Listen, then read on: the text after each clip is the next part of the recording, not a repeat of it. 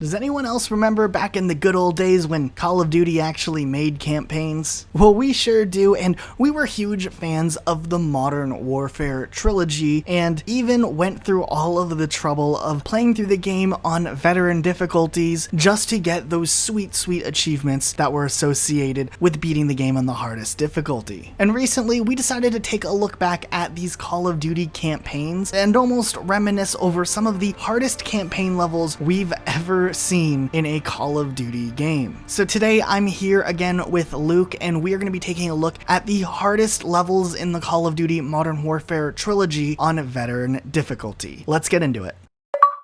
First off, taking a look at Call of Duty 4 Modern Warfare, this was kind of one of the first games that really challenged players in how they were going to play through the veteran difficulty. While strategy often has to be used in consideration to health and cover is a major point, and of course paying attention to when you finally get a checkpoint, there's definitely a handful of levels in this game that are extremely hard on veteran difficulty. While some of the first levels are relatively easy if you're an experienced Call of Duty player, when you get to the level Charlie's Don't Surf, things kind of change up a little bit. While a large portion of this level takes place in a city where you're trying to push against a high number of enemy forces, the real challenge definitely comes into play when you get to the broadcast center. At first, everything seems calm until there's just a ton of enemies literally everywhere shooting at you from any direction. While the best strategy for getting through this level is definitely hanging back, your teammates won't be able to kill all the enemies, so you're forced to bring yourself out of cover to kill the pushing on enemies, and if random gunfire doesn't kill you, a random grenade tossed in your direction likely will. Definitely making this one of the harder levels to get through, especially because this part of the level is definitely the hardest part, and it's right at the very end when you're so close to finally beating it. Of course, this level doesn't even shine a light against some of the other levels in the Call of Duty Modern Warfare Trilogy. With enough trial and error and just general strategy, playing through the next portion of the game is relatively easy up until you get to the level Safe House. As you move through with Captain Price's team, at one point in the level you begin to be followed by a helicopter, an attack helicopter that seems to almost have an aimbot that can instantly kill you in moments notice. And while there are several parts of this level that can be challenging to get through, definitely getting through the part involving the greenhouse and making the run to the barn at the final stretch is so difficult just because the helicopter is constantly in a view of where you are, and you have to make a run through the open to get by without the helicopter seeing you. And there's actually guides on how to get past this in particular checkpoint online, involving you to have to make sprints at certain moments and prone behind cars just to get around this level. However, if you can finally get past that helicopter, destroying the helicopter is definitely one of the best feelings you have in all of Call of Duty history. Moving a little bit forward, the levels all gillied up and one shot one kill are some of the most memorable levels in Call of Duty 4 and are definitely fan favorites. However, in the later part of One Shot One Kill, when Captain McMillan gets injured, you're forced to carry Captain McMillan through the rest of the level and then defend him in a firefight while you wait for an evac helicopter by a Ferris wheel. Besides having to fight off dogs on the way to the evac site, when you finally get there, it's definitely one of the most challenging holdout sections in all of Call of Duty history. Enemies are just flocking, and there's hundreds of enemies coming after just the two of you, and they can run some pretty elaborate flank patterns and will pretty much instantly kill you. While there's a few little places where you can seek shelter and kind of cover your flank, the enemies will begin to spam grenades at you, making it really difficult to stay in one place. I want to say when I recently played through this in Call of Duty 4 Remastered, I maybe died 50 times in this one checkpoint before setting up behind the bumper cars, which seemed to be the best strategy, and just kind of making some crazy erratic sprint for it at the very end to make it out of there. I have no idea how I actually was able to finish and survive, but the challenge of enemies constantly dropping in and then still trying to make your way to the evac helicopter in the middle of the field while more enemies are shooting at you is really difficult. Into the Call of Duty 4 campaign, the levels continue to get a little bit harder with each mission you get through. Heat is another level that's pretty challenging, as as you make your way all the way up to a farm where you're supposed to be evac'd from, just to find out that you're gonna have to make your way back down the hill again in a timed amount of time to catch an evac from a helicopter. This time section is really hard because there are a ton of enemies literally everywhere across an open field where you have minimum cover, and you have to make your way back down the hill. And if you want to beat this, you pretty much have to just sprinting for it and hoping you can make it down the hill in enough time. But then the level No Fighting in the War Room in the tunnel section is possibly the most irritating section in the whole game, just because there's such a huge onslaught of enemies shooting at you in literally 3 different directions at one point. And these enemies pretty much can instant kill you, and the only way to get through it is memorizing exactly where each person is, how many people they're going to be in the tunnels, and where you need to throw your flashbangs to get the upper hand. That will literally buy you just seconds of time to maybe get through it. Hopefully if you get to this point you saved up your noob tubes, because this part is so frustrating, especially because it's also a timed section of the level and you're so close to just beating the game and finally getting the achievement for beating the game. To have to go through this last part is such a major pain. But after you complete this last checkpoint, the rest of the game's pretty easy to beat on veteran difficulty, and you'll finally get those achievements for beating the game on veteran and the individual veteran achievements associated with those levels. And then finally, out of Call of Duty 4 Modern Warfare, we have Mile High Club, which technically isn't a main campaign level. You don't have to beat this level to get the veteran achievement for beating the game. However, it has its own veteran difficulty achievement associated with it, and it spawned the idea for Spec Ops in future Call of Duty games. And this level is literally the hardest veteran difficulty level possibly in Call of Duty history. Maybe some of the later ones from World at War might contend with it, but this level is definitely up there. Once again, another timed level. You must rush through a close quarter space with tons of enemies while trying to make your way to the front of the plane to save a hostage. This level is completely based off of pinpoint memory of where every enemy is, and you're gonna have to use your flashbangs accordingly, memorize when enemies are gonna pop up to knife them, and make some really quick shots and have a lot of accuracy with when you spray, and you're gonna have to hope that you kill the enemies when you go through it. Even then, this level has a high chance that you're going to just randomly be killed by something that you didn't plan on, even after you've maybe played through this level 100 or 150 times, maybe even 200 times before you might get the win. And after all of that, once you reach the end, you have just seconds to kill the captor of the hostage, and it's very easy to shoot the hostage in the head, which can be really frustrating after getting through the entire plane just to have yourself kill the hostage. But hey, if you managed to get the Mile High Club achievement, good on you. This is one that I've given up on attempting years ago. Switching gears to Modern Warfare 2, and Luke will talk more about the later levels in this game. The level Takedown is one of the harder levels in Modern Warfare 2 Veteran. It's definitely the first one you'll encounter. This level takes place shortly after Ghost tortures one of the associates of Makarov, and it definitely is really hard because you have to drop down into the slums where there's just a ton of enemies sitting in multiple houses, and you have to slowly maneuver between where you have cover and just where these enemies pop up from. You can get shot from literally every direction, and there's enemies both in the ground level and on top of some of the houses, and it's hard to see where they are, especially once you get shot a couple of times, because in Modern Warfare 2, when you get shot, you get blinded by bloody goggles or whatever it was that they did, and it makes it harder to navigate and see where you're going and where the enemy is. And this is just one of the many examples of where it's difficult and you can get stuck at, but at the same time, the level The Hornet's Nest is another difficult level. It's the 7th mission in the game, and it takes place after the capture and interrogation of Rojas. This is essentially where you play as Roach and you have to escape through favela, through a market, and reach Nikolai's Pavlo, and there's just a lot of enemies shooting at you from different directions, and having to run through this part is pretty hard, and there's just so much going on that it's really easy to fall behind. After you beat the Hornet's Nest, things calm down a little bit up until the 12th Mission Contingency. This is after you rescue Captain Price from the Russian Gulag and you carry out a plan to end the war in the United States. So essentially, Task Force 141 must secure a docked submarine. The first part of the level you kind of sneak around, and it's kind of easy if you just follow Captain Price, but once you slide down the hill, things get a lot harder. You encounter a lot of enemies and have to make your way through a little village up until you get to the naval base. You do get a Predator drone though, so the village part is a little easier. But once you get to the naval base, you're on a timer to get to the submarine within 2 minutes. So essentially you have to take out all the enemies real quick, which there is a ton, and and you have to take down the helicopter with the Predator drone if you can, and rush to the submarine to secure it. Every time I played this level, I just made it within like the last 10 seconds of the timer counting down. And after you beat the timer, you have to get to a rooftop and hold out a little more, which isn't as hard as getting through the timer, but it's still really difficult since there's a lot of enemies coming. 3 levels after that, in Mission 15, Loose Ends, it gets a lot harder again. And you've maybe seen the end of the level a dozen times on our channel since we keep editing in the clip of Ghost dying. But yeah, this is the last level where you play as Gary Roach Sanderson, and also the last level where you see Ghost alive, obviously. This level is just kind of infamous amongst fans because you see the death of 2 key protagonists in the Modern Warfare trilogy. So all leads up to is you have to make your way up to like a log cabin mansion thing and essentially clear it out and download some important intel. And right in the beginning you face a wave of enemies where you only have like trees, tree stumps and a couple smokes for cover. Since cover is limited, you kind of have to make your way forward slowly and take out enemies one by one up until you get to the estate. So once you get to the house, you have to breach 3 rooms and find the intel. But once you start downloading the files, enemies start coming in again. If you do it smartly, you can kind of take a breather and set up some claymores and some C4 if you want to. But damn, there's so many enemies coming into the house and you just essentially have to kill them as soon as they come into the front door, otherwise they'll just instantly kill you. And once you finish the download of the files, you have to make a little sprint to the helicopter where Shepard is and just kind of hope for the best to find a way that will let you get through without dying. Just to die anyways when Shepard kills you, I guess. And then we get to the last level that we wanted to include for Modern Warfare 2 on this list, and that is The Enemy of My Enemy, which is the 16th mission of Call of Duty Modern Warfare 2. This is where you play as Soap and you have to make your way through an airplane junkyard. So what makes this level hard is that it's such a big and open area, with enemies coming from all sides and all angles. The best strategy for this is just being patient and kind of taking out enemies one by one, peeking and then getting cover and then kind of learning where some enemies come from. There's just so much to memorize for this level and so many enemies just jump out of a corner and just blindside you. It probably took me like a good 20 to 30 minutes to get through the boneyard part of this level. And the car chase at the end is kind of easy if you just take out the one guy on the turret in the beginning and you should be good to go. So let's get on to Modern Warfare 3, which might be my favorite out of the 3 campaigns, but this one might be the easiest one on veteran difficulty. The game doesn't really have any hard levels up until the middle of Act 2. The 11th mission, Brag and Track, is where you play Frost along with other Delta Fox operatives in Paris and you chase down Makarov's bomb maker. So you land on a destroyed building, make your way down, get to the library part, which can be tricky, but I think it's doable. The underground part is a lot harder, but it's still not the hardest part of this level. It gets really hard when you get to the van part at the end of the level. You are chased by multiple Humvees with mounted turrets. You have to quickly kill the guy who's sitting on the turret every time a new vehicle shows up, or you will die instantly. If you happen to have to reload in the middle of one of them showing up, you basically lost. This part surely isn't insanely hard, but it's the first time Modern Warfare 3 kind of peaks in difficulty. Next up we got Eye of the Storm, which is the 13th mission, and you play as Yuri and you and Soap have to make your way through Prague and find the resistance, which will help you to set up for the next mission where you're trying to support Bryce from the top of a church. The first part of the level is you just sneaking around and listening to Soap's commands and evading multiple enemies. Now we don't know if this was just a glitch from when we played the game for this review or if it's more common, but we had some checkpoints glitch out during this playthrough. And as we said, checkpoints are extremely helpful on veteran difficulty. One time for some reason it didn't give us any checkpoints and we jumped over the fence and instantly got spotted and died, and it sent us back to the beginning of the level for some reason. Another time it saved Soap in a position he would always get spotted once we had to reload the checkpoint. This usually shouldn't be the hard part of the level, but for some reason it was in our playthrough here. But the hard part of the level comes when you meet with Captain Price and his friends and have to fight to the church. Shortly after the fountain you have to pick up an RPG to destroy an armored vehicle. It's super hard first of all to get to the RPG without dying and then not instantly being killed by the turret shooting at you from the vehicle you're trying to destroy. It definitely took us a few attempts to get this part done. And then afterwards you have to make your way through a side building and take out enemies and make sure to not get cornered or killed by an enemy randomly popping up. 3 levels after that we have Scorched Earth, which is the 16th mission of Call of Duty Modern Warfare 3. The mission takes place in Berlin, Germany, as Delta Force assigned to rescue the Russian president's daughter from the pending attack by the ultra-nationalists. Delta is supported by a column of German tanks from the Bundeswehr. You land on a building and have to fight your way up to a radio tower. There's a bunch of enemies coming from every side and dropping down from the top, and it definitely takes a few attempts and you slowly have to make your way up until you get to the very top of the building, which is where you have to support another squad on a building across the street. But once you get off the building and run into the street, you eventually meet up with a tank squad and have to make your way down the main road. This is probably the hardest part of this level, since you're supposed to take cover behind the tanks, but it's almost impossible since it doesn't nearly give you enough protection. So basically you have to run to the right side real quick and hope that you don't get picked off, and then pick off enemies yourself one by one. This part where you have to take out enemies to the right in the building and across the street is insanely hard. This was the first time I felt like the game got really hard. And it did take till Act 3 and 16 missions until you reach that point. Which is what we meant earlier when we said that Modern Warfare 3 doesn't have the hardest campaign. Or at least the harder levels come in at the end. But there's one more level we wanted to talk about, which is Dust to Dust, which is the 18th and final mission of Call of Duty Modern Warfare 3. And at least at this point in time, still the final level of the Modern Warfare series. You actually get to play as Captain Price in this level alongside Yuri and attempt to kill Makarov for what he's done. You get out of the car in front of the hotel in a Juggernaut armor and are engaged by Makarov's security, which you have to take out. This part can be kind of tricky since even with the armor you can't take as many hits. Nonetheless, the insanely hard part starts after you get out of the elevator and have to fight through the hallway. There's barely any cover, and if you peek for too long or if you peek too many enemies at once, you'll just die. Also, it's really hard to change cover and get to the casino part on the side without dying. When playing through this again, I actually thought I couldn't beat this anymore. I just had to be patient and try again and again and again until I finally made it through that part. What you essentially have to do is you peek, shoot, hide, and repeat until you cleared out all the enemies, and there's a part where you think you're done now and then more enemies show up. And there really aren't any checkpoints up until you get to the bar on the other side of the hotel. This one definitely took me a while and for me was the hardest part of Modern Warfare 3's campaign. Anyways, that's it for today guys. Let us know in the comments down below which level do you think is the hardest one from the Modern Warfare franchise. Did we miss any that you thought were hard? Let us know in the comments down below. Also check out the videos on your screen right now, and if you're new to Rocket Sloth, make sure you subscribe and turn on notifications. We will see you guys next time with a brand new video.